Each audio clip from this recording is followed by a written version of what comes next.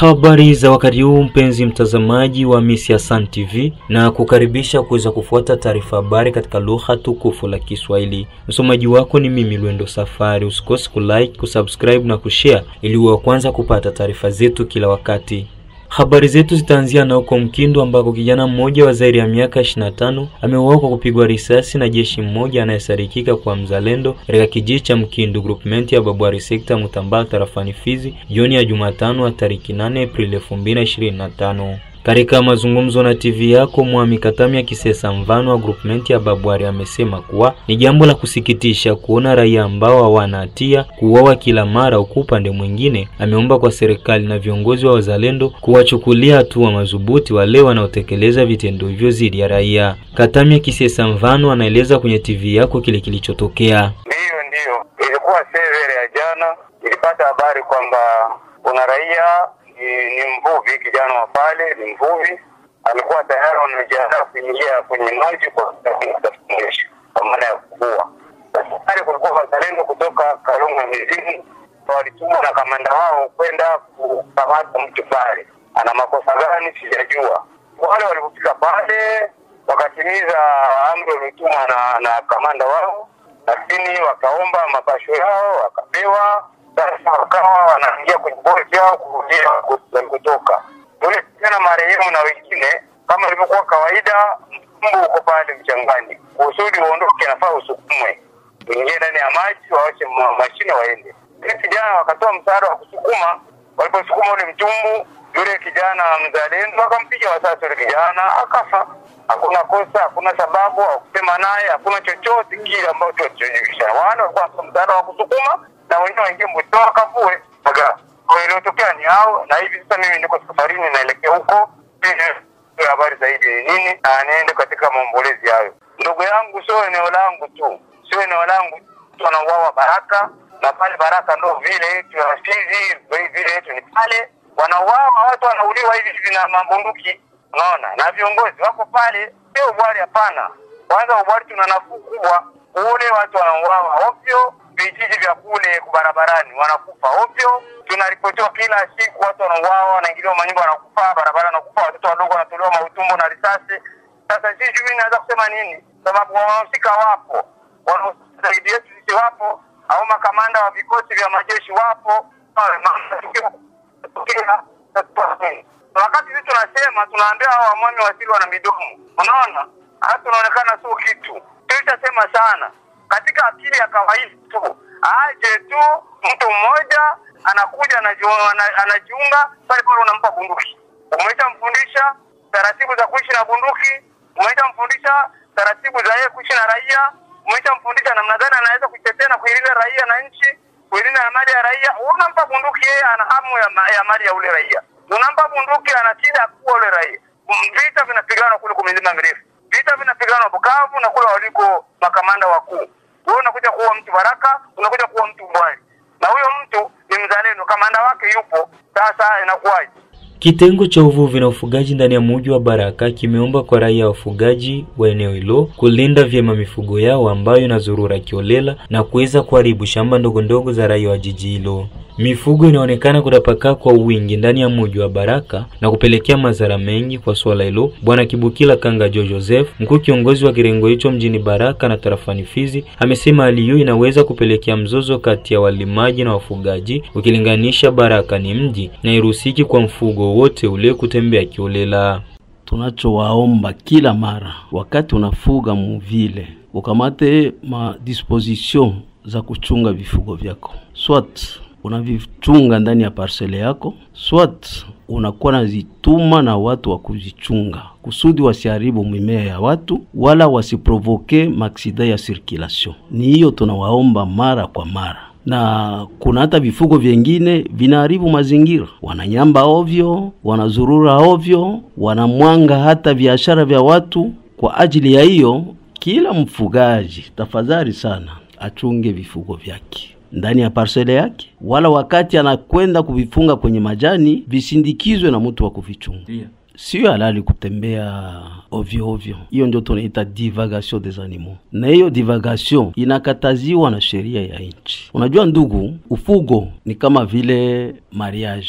Wakati mtu anatafuta kuoa, ilifaa anajipoze makestion mbalimbali. Kestion ya kwanza, huyu mwanamke mwenye nitaoa nitamuweka wapi? Kestion ya pili, huyu mwanamke nitamulisha nini? Huyu mwanamke nitamvalisha nini? Huyu mwanamke akagonjwa nitamutunzisha namna gani? Mfugo na hivyo ndio makestion kila mfugaji anapaswa jipoze. Au wanyama nafuga watalala wapi? Wataishi wapi? Watakula nini? Wakagonjwa nitawatibu namna gani? Haya yote ni makestio yenye mfugaji anapaswa kufanya. Sasa shie tunafanya ile wanaita elevage ya prestige.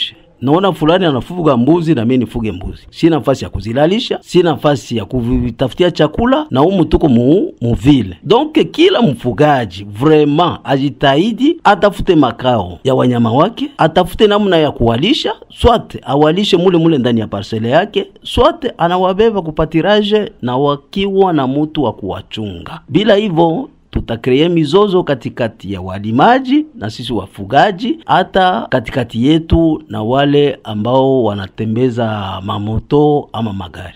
Raia wa Baraka wamekuwa na maoni tofauti kuhusu ujumbe wa waziri wa taifa anayehusika na ulinzi aliyoutoa pa Uvira, makao makuu ya muda ya jimbo la Kivu Kusini, Jumatatu ya tariki 7 Aprili mwaka huu. Katika mazungumzo na TV yako, raia hao wametaja kushukuru kwa ujio wa waziri katika mji wa Uvira, huku akishangazwa na ujumbe huu ambao baadhi yao wanasema kuwa unavunja moyo ukilinganisha na mzozo unaendelea kwa sasa mashariki mwa nchi.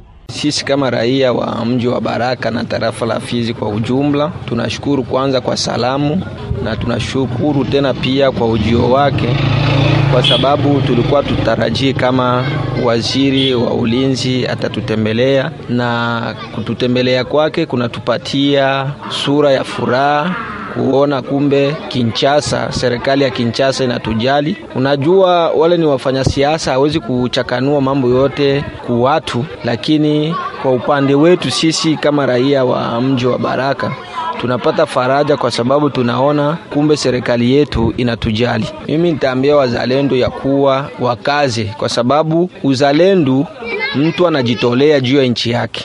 Na kuna wakati kulikuja ule coordinator wao wazalendo, nilisikia kama alileta kamsaada fulani, licha ya kuwa nilisikia tena akakuwafikia wote, lakini ni jambo nzuri, inaanza kutupa furaha kuona kama serikali yetu inawajali, na wazidi tu kuvumilia. Siku moja najua watapata suluhu kufuatana na serikali itawajali na wataendelea kutumika vizuri. Alipofika, tuliposikia kama atakuja, mimi nilifurahiwa na tukafurahia sana ujio wake, na kisha amefika tulijisikia afadhali. Salamu ni kawaida kwa kila mtu, lakini yote aliyozungumza tumeona kama vile ni mambo ya siasa. Ile ni mambo ya siasa, wafanya siasa huwa wanachukulia wengine watu kama wana akili sawa, wenyewe ndio ni akili zao zote. Mambo ambayo tulikuwa tarajia itoke kwake vraiment iko tofauti na wewe tuliona. Binafsi kufatana na ukubwa wa nchi na nguvu ambao tunayo na uhusiano bora na nchi ambazo zinatunga mkono, mimi nilikuwa najua yeye kama vile waziri wa ulinzi vile amefika tu ni kuja kutuletea vifaa, chakula, madawa kwa vijana wetu ambao wamejitoa kwa ajili ya kupigania nchi, na kutoa ile wanasema mot d'ordre ya kusema fait pour que wale wa vijana waanze kazi ya kutetea nchi na kumkimbiza adui. Mimi alipofika kuna hata mambo ya muhimu amezungumzia, kama vile ni mambo ya kisiasa tu nimemleta, na kuja binafsi mimi naona kama vile amekuja kutuchunguza, ajue hali yetu tunajipanga kivipi, kwa sababu serikali nao mara kwa mara tunaona inatuuza. Amekuja kutuuza tu, kujua siasa yetu tuko aje, watoto wetu wamejipanga aje, baadaye aende atuuze tena, tusikie kesho tunaanza kuvamiwa. Tumalizie na uko Kinshasa ambako April 9 ni tariki ambayo ilikuwa inapangiliwa kwa ajili ya mazungumzo ya moja kwa moja kati ya serikali ya Kongo na M23 AFC yaliahirishwa hadi leo. Kulingana na shirika la habari la Uingereza, kambi hizo mbili zinataja sababu ni maandalizi. Vyanzo hivyo vinaripoti kwamba serikali na M23 walisema kwamba hakuna mwaliko rasmi uliotumwa. Hata hivyo, vyanzo vingine vinadhibitisha kwamba wajumbe wa pande zote mbili wanapatikana huko Doha nchini Qatar. Ujumbe wa AFC M23 ukiongozwa na mratibu makamu Beltra Bisimwa akiambatana na Kanali Mani Nzenze anayesimamia ujasusi na shughuli za kijeshi, wamesema kuwa serikali inahitaji inahitaji usitishaji wa mapigano bila masharti, hasa ondokaji wa vikosi vya AFC M23 kutoka mji wa Bukavu na Goma. Pendekezo zilizotolewa kwenye upatanishi wa Qatar ni nafasi ya pande zote mbili kufikia makubaliano. Penzi mtazamaji wa Miss ya Sun TV, hadi hapo ndipo tumefika mwisho wa taarifa habari katika lugha tukufu la Kiswahili. Msomaji wako alikuwa ni mimi Lwendo Safari. Usisahau kulike, kushare na kusubscribe ili wa kwanza kupata taarifa zetu kila wakati. Bye bye.